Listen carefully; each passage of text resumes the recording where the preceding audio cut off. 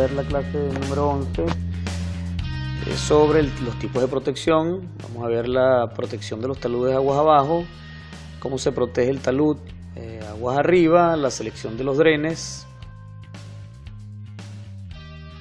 los criterios de diseño para la protección con rip-rap y los criterios de diseño para la protección con membranas.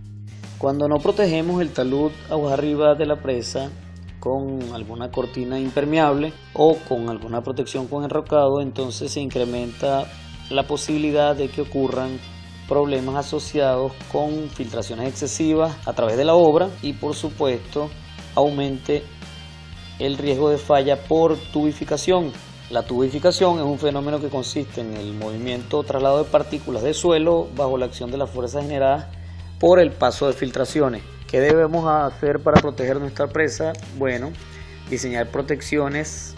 La primera de ellas, dren en el espaldón aguas abajo y la protección del talud aguas arriba.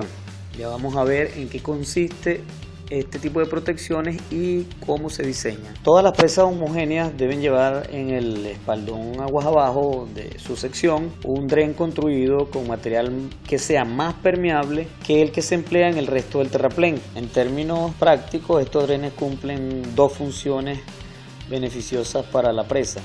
La primera, que reducen las presiones de poro generadas en el sector aguas abajo, y por supuesto eso incrementa el factor de seguridad del talud aguas abajo al deslizamiento. La presión de poro es la presión que ejerce el agua al fluir a través de los múltiples poros del suelo. Y la segunda función beneficiosa de los drenes es por supuesto controlar las filtraciones que aparezcan en el espaldón aguas abajo, evitando la ocurrencia de lo que ya hemos llamado tubificación. La efectividad de los drenes va a estar supeditada esencialmente a su posición y a su longitud. Ya vamos a ver que esos son los dos criterios o los dos aspectos que hay que tomar para seleccionar el tipo de dren a partir de la altura de la presa. Aquí tenemos los tipos de dren. El primero, un dren de pie. Este se usa para presas bajas, va aquí en el pie aguas abajo de la presa y su longitud está entre 10 y 15% de la base. El otro dren de carpeta horizontal, se usa para presas medianas. Su longitud oscila entre 25% y 65% de la distancia entre el eje de la presa y el pie de la presa aguas abajo. En presas medianas y bajas, cuando el material permeable disponible es muy reducido, entonces se usan un dren interno a lo largo de toda la presa y drenes transversales aislados. Ese dren se llama dren longitudinal continuo. Y finalmente el dren tipo chimenea, este se usa en presas de medianas a altas. Este dren intersecta el agua casi en el centro de la presa, en el núcleo, y la conduce hasta el pie de la presa aguas abajo. El criterio de diseño es fundamentalmente que la permeabilidad del dren debe estar entre 10 y 100 veces la permeabilidad del terraplén. ¿Por qué debemos proteger el talud aguas arriba de la presa? Bueno, fíjense, ahí vemos cómo se forma la ola rompiente justo en las cercanías de nuestro talud. Recuerden que el talud está saturado, por lo tanto existe un nivel freático dentro del cuerpo de la presa. Cuando la ola choca con el talud, alcanza un nivel igual o mayor al nivel freático de la presa, pero cuando comienza el regreso, entonces el nivel en la cara externa desciende. Por supuesto, se genera una diferencia de carga entre el nivel freático del talud y la parte externa donde está la ola, generando un empuje ascensional, una fuerza ascensional que trata de empujar el material del talud hacia arriba.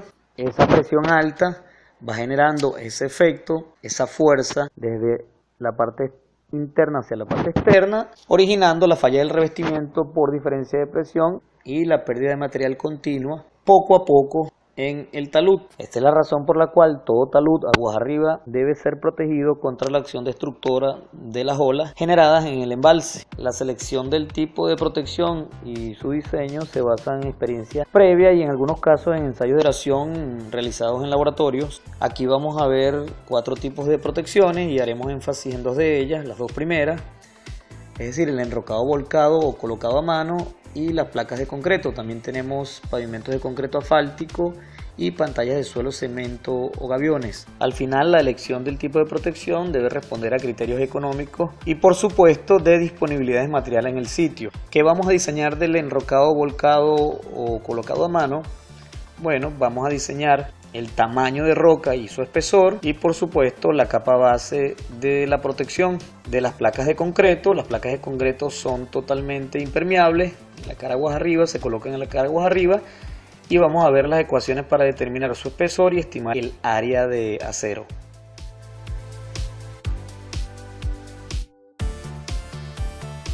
Estudios precedentes ya determinaron que la protección con RipRap es barata para distancias de acarreo menores a 50 kilómetros. El criterio para diseñar esta protección depende de la altura máxima de la ola. En función de esa altura seleccionamos un tamaño promedio mínimo de las rocas y un espesor del enrocado volcado. El USBR recomienda 90 centímetros de espesor para grandes presas y nos dice que el enrocado debe estar bien gradado desde un tamaño máximo igual a 1.5 veces el tamaño promedio hasta un mínimo de 2.5 centímetros. Vamos a ver cómo se diseña la capa base. La capa base debe estar constituida por grava y piedra picada, bien gradada. Su función es evitar que la acción del oleaje choque directamente y penetre los huecos del enrocado. El espesor mínimo de la capa base es función también de la altura de la ola. Ahí lo tenemos. Nos dice que el D85 de la capa base no debe ser inferior a 5 centímetros y preferiblemente sean cantos rodados que oscilen entre 15 y 20 centímetros de tamaño. Al final no existe una regla definida para el diseño de la capa base y solo se recomienda que el espesor máximo sea de 75 centímetros. Las pantallas de concreto se usan cuando el costo de transporte del enrocado resulta excesivo. Estas pantallas impermeabilizan totalmente la cara aguas arriba.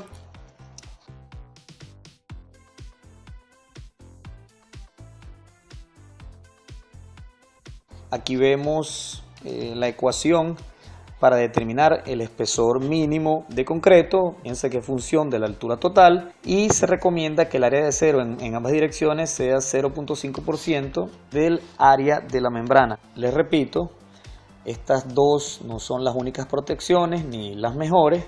Cada caso de estudio en particular debe justificar la selección del tipo de protección, pero se darán cuenta que en la literatura los criterios de diseño responden a proporcionar una protección eficaz y duradera con un costo mínimo. Nos vemos en la siguiente clase.